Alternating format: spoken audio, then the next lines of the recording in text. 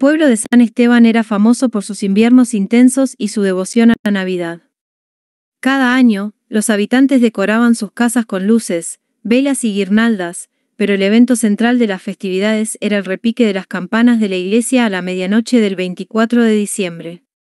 Se decía que las campanas tenían un significado más profundo que el de anunciar la llegada de la Navidad, protegían al pueblo de algo que no todos se atrevían a nombrar, un mal antiguo conocido como las sombras errantes.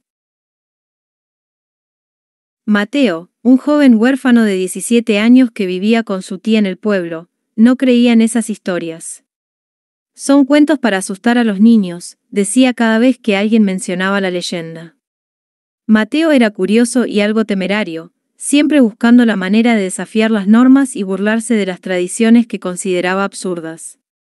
Esa Navidad, mientras los aldeanos hablaban emocionados de la llegada de la medianoche, Mateo urdió un plan: sabotear las campanas para probar que no pasaba nada. La noche era gélida, y el pueblo se cubría de un manto de nieve brillante bajo la luz de la luna. Mientras los aldeanos se reunían en sus casas para compartir la cena navideña, Mateo se escabulló hacia la iglesia. La vieja estructura de piedra se alzaba imponente, y su torre campanario desaparecía en la oscuridad del cielo. Con una linterna y herramientas robadas del taller de su tío, Mateo subió por las escaleras crujientes hasta llegar a las campanas. Desactivó el mecanismo que las hacía sonar y sonrió para sí mismo. «Esto les enseñará a no creer en supersticiones», murmuró. Mientras descendía de la torre, el reloj del pueblo marcaba las 11:55. Sintiéndose victorioso, decidió quedarse en el campanario para observar cómo reaccionaría el pueblo al silencio. A la medianoche, el reloj comenzó a sonar, pero las campanas permanecieron mudas. En lugar del usual júbilo navideño, un silencio antinatural se apoderó del lugar. Mateo sintió un escalofrío recorrerle la espalda, pero lo atribuyó al frío. Sin embargo, algo llamó su atención: una niebla espesa comenzaba a surgir del bosque que rodeaba al pueblo. Desde su posición elevada, Mateo observó con horror cómo figuras oscuras emergían de la niebla. Eran altas y delgadas, con movimientos erráticos que parecían desafiar la gravedad. Las sombras errantes avanzaban lentamente hacia las casas, y donde pasaban, las luces se apagaban, dejando tras de sí una oscuridad total. Mateo trató de gritar, pero su voz se quedó atrapada en su garganta. Corrió de vuelta a las campanas, intentando desesperadamente repararlas, pero sus manos temblorosas y la rapidez de los acontecimientos le impidieron hacerlo a tiempo. Una a una, las casas del pueblo se sumieron en un profundo silencio. Solo el viento helado y los pasos de las sombras resonaban en la noche. Cuando el amanecer llegó, Mateo bajó de la torre, con los ojos enrojecidos por el llanto y el miedo. Lo que encontró fue un pueblo desierto. Las puertas de las casas estaban abiertas de par en par, y en el interior no había ni rastro de los habitantes.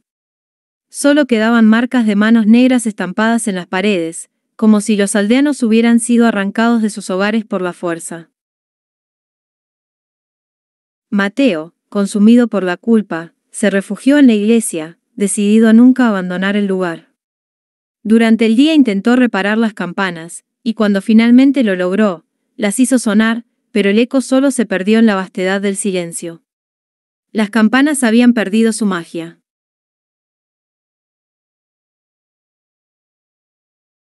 Desde entonces, Mateo se convirtió en el guardián solitario de la iglesia.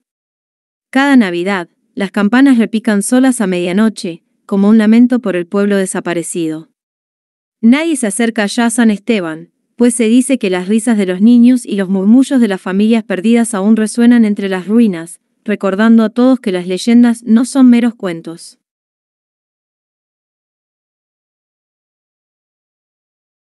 La Navidad siempre había sido una época especial para Claudia. Desde niña, disfrutaba decorando el árbol, colgando luces y repartiendo regalos entre su familia. Sin embargo, este año todo era diferente. La muerte reciente de su madre había dejado un vacío en la casa. Su padre, sumido en la tristeza, apenas hablaba, y su hermana menor, Sofía, se refugiaba en su habitación, dibujando interminables figuras en silencio. Cuando Claudia terminó de colocar los últimos adornos en el árbol, se percató de algo que no había visto antes, un regalo perfectamente envuelto en papel rojo brillante con un lazo negro. Era extraño, ya que ella misma había puesto todos los regalos bajo el árbol y estaba segura de que ese paquete no estaba allí antes. Al acercarse, notó que había una tarjeta que decía: «Ábreme antes de la medianoche». El mensaje estaba escrito con una caligrafía elegante, pero no reconocía la letra. La curiosidad comenzó a invadirla, aunque una extraña sensación de inquietud se instaló en su pecho. Decidió esperar a que su familia se durmiera antes de descubrir el contenido de aquel misterioso regalo. Esa noche, cuando el reloj marcó las 11:30, Claudia bajó sigilosamente al salón. La luz tenue de las velas proyectaba sombras danzantes sobre las paredes, y el paquete rojo brillaba intensamente, como si estuviera esperando ser abierto. Se sentó en el suelo, deslizó los dedos por el lazo negro y lo desató con cuidado. Al quitar el papel, reveló una caja de madera oscura con inscripciones talladas que no lograba entender. La abrió lentamente, y dentro encontró un pequeño muñeco de trapo. El muñeco era extraño y algo perturbador. Tenía costuras gruesas y desiguales, ojos de botones negros y un mechón de cabello pegado a su cabeza con lo que parecía ser cera. Junto a él, había una nota que decía: «Pide un deseo, y seré tuyo para siempre». Claudia sonrió nerviosamente. Estaba convencida de que era una broma pesada de su padre o tal vez de su hermana. Pero al recordar el estado de ánimo de su familia, descartó esa idea. Miró el muñeco una vez más, sintiéndose inexplicablemente atraída por él. La idea de pedir un deseo se volvió irresistible. Impulsada por el cansancio y el dolor acumulado, Claudia cerró los ojos y susurró: «Deseo que mi familia desaparezca. Quiero estar sola, sin nadie que me recuerde esta tristeza». El momento en que pronunció las palabras, las luces de la sala comenzaron a parpadear. Un viento helado recorrió la habitación, apagando las velas y dejando todo en penumbras. Cuando la luz regresó, Claudia se encontró sola. Subió corriendo a las habitaciones, pero tanto su padre como su hermana habían desaparecido. Las camas estaban deshechas, y en cada almohada había una nota escrita con la misma caligrafía que la tarjeta: «Gracias por tu deseo». El terror comenzó a apoderarse de ella. Bajó al salón, esperando encontrar respuestas, pero el muñeco ya no estaba en la caja. Los días siguientes fueron un tormento. La casa estaba completamente vacía, pero Claudia no estaba sola. Por las noches, oía risas suaves que parecían venir de las paredes, pasos ligeros que subían y bajaban por las escaleras, y una música tenue que sonaba como un villancico distorsionado. Cada vez que intentaba salir de la casa, algo la detenía: puertas que no se abrían, ventanas que se empañaban con mensajes escritos desde el otro lado. Desesperada, intentó destruir el muñeco, pero siempre reaparecía intacto sobre la chimenea, mirándola con sus ojos de botones negros. Finalmente, Claudia entendió que estaba atrapada. El deseo que había pedido no solo había alejado a su familia, sino que había condenado su alma a la soledad eterna.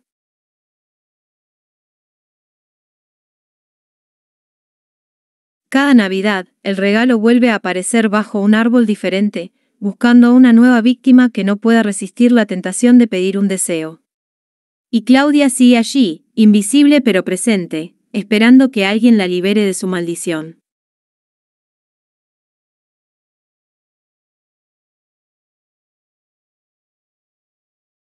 La antigua catedral de Santa Cecilia era conocida por su majestuosidad y su misteriosa historia. Construida hace siglos, su arquitectura gótica atraía visitantes de todas partes durante la época navideña. Pero para los habitantes del pueblo, la verdadera joya era el coro infantil, que llenaba las frías noches de diciembre con melodías que parecían tocar el corazón de quienes las escuchaban. Ana, de 12 años, formaba parte de este coro. Amaba cantar y esperaba todo el año por la oportunidad de unirse a sus amigos bajo la luz de los vitrales para entonar los villancicos tradicionales. Sin embargo, esa Navidad, una nueva maestra de coro, la señora Vega, llegó al pueblo. Vega era estricta, misteriosa y tenía una presencia que imponía respeto y temor. Un día, mientras practicaban, la maestra mencionó algo curioso: hay un villancico que nunca deben cantar. Se llama La llamada de la nieve, y está prohibido porque su melodía trae consigo desgracias.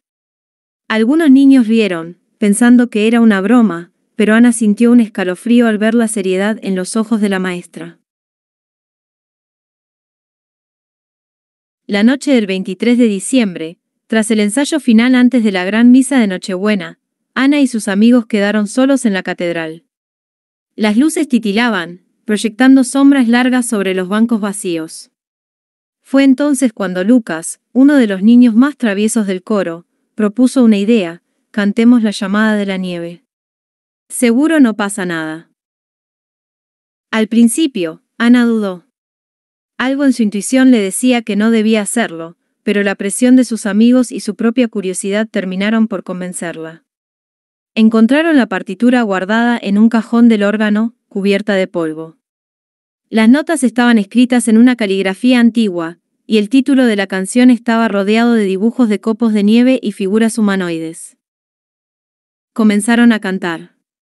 Al principio, la melodía era suave y melancólica, pero a medida que avanzaban, las notas parecían resonar con una fuerza extraña.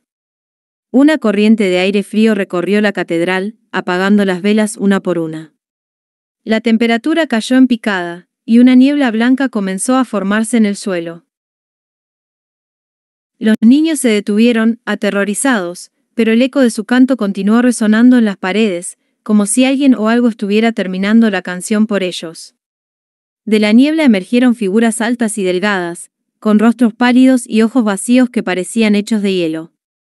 Las figuras avanzaron lentamente, y cada paso resonaba como el crujir de la nieve bajo los pies.